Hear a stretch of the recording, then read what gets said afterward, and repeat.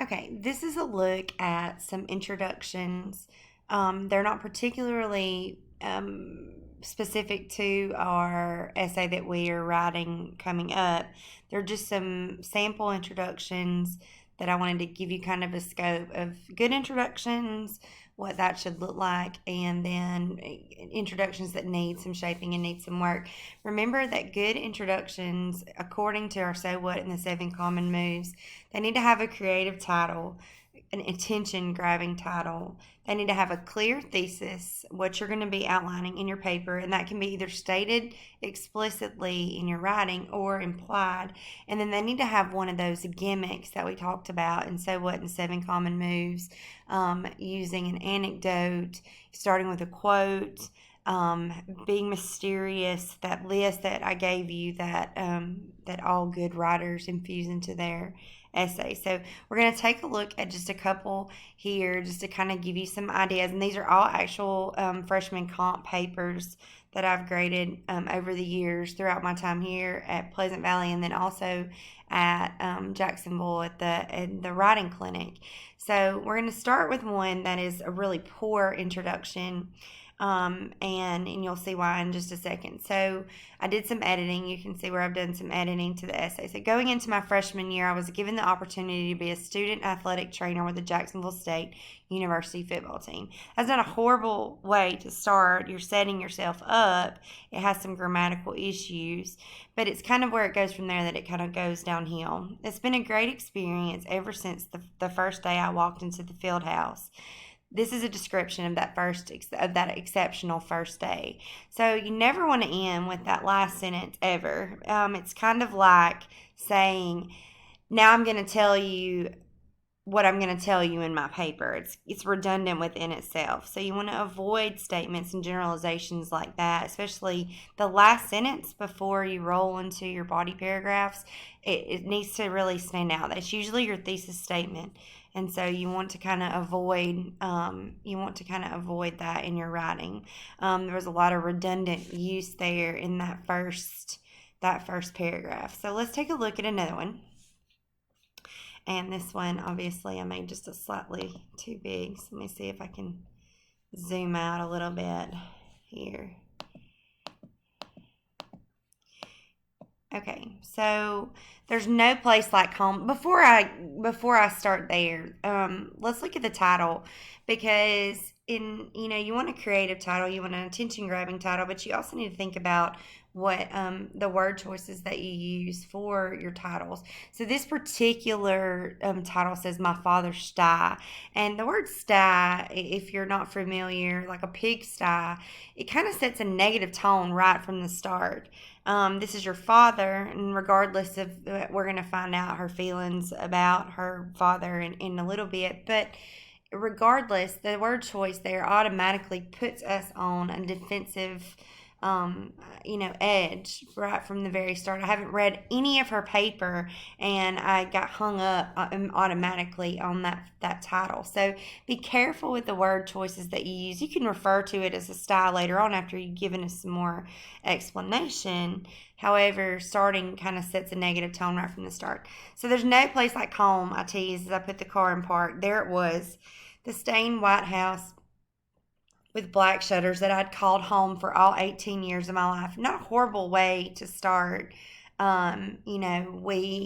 We get that first impression. She's obviously not home, glad to be home, glad to the sight of her home.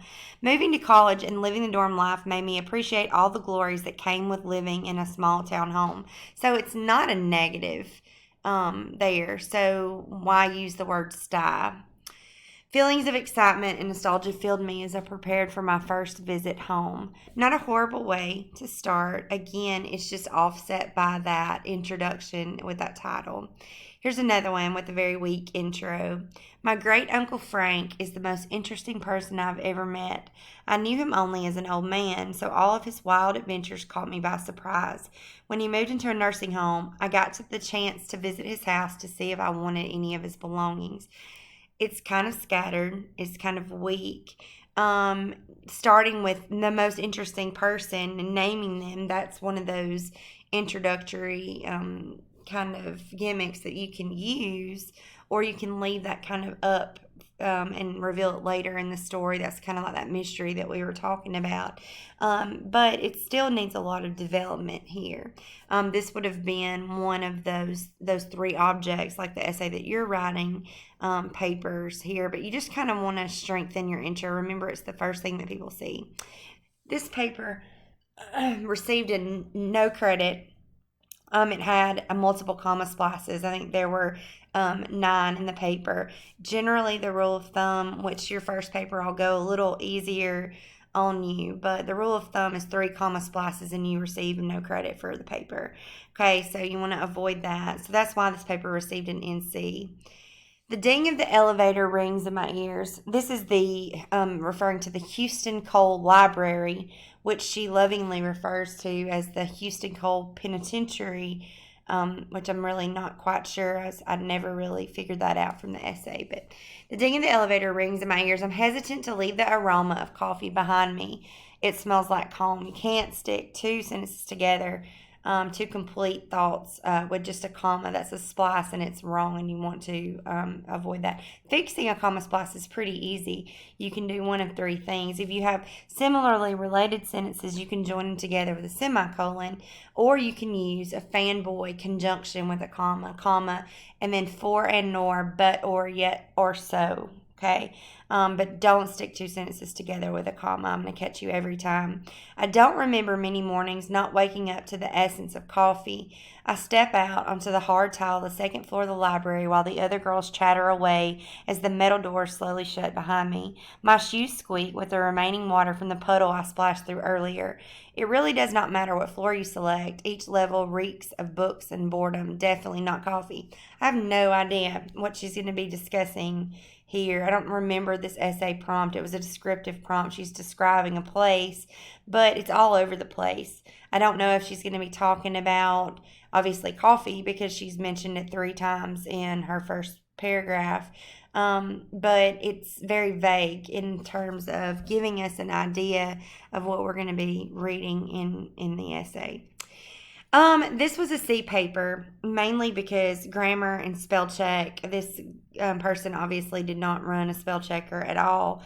But this is also another one of those essays where I was a little bit confused with the introduction. So I was out of my element. White floors and walls were all I saw. The entire building smelled of burning flesh from a car accident victim. Hopefully she's referring to a hospital. Still a little vague here.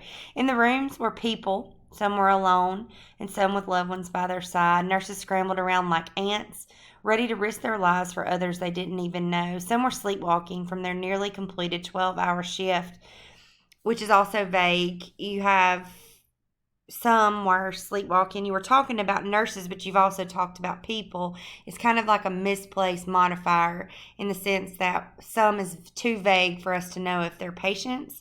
Obviously, they've completed a shift, so hopefully she's speaking of nurses. It's just very vague in terms. The adrenaline was high on this crisp Friday night. I experienced many daunting things within the 10 minutes of shadowing a trauma nurse. Drunk pedestrians, teenagers injured from playing with fire, a geriatric man with a brain bleed lying with his wife by his side. It needed to either come at the beginning so that everything else that fell underneath it would make sense, or it needed to be revised. That last sentence needed to be revised in order to make it a stronger thesis. It was very scrambled and it needed some editing. This paper, I actually felt like if she had maybe just a little bit more, or he had a little bit more editing, that it could have been very good. As I arrived to the stadium on Friday night, a cool fall breeze blows across my face. It is finally here. There's a splice there. The reason I have been looking forward to the season, that I've been looking forward to since midsummer football season. A lot of seasons, a lot of redundant use. You need to watch that. The season of perfect weather, school spirit, and excitement has finally arrived. Not a horrible introduction. Obviously needs some revision with the grammar, but it sets us up. We're going to find out about a football Friday night, football season, perfect weather, school spirit, excitement. I know what I'm going to be reading about in the paper.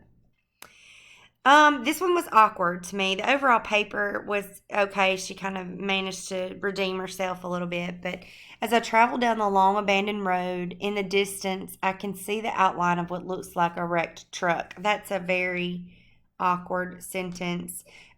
She has, as I travel, I can see she has some shifts there that need to be fixed.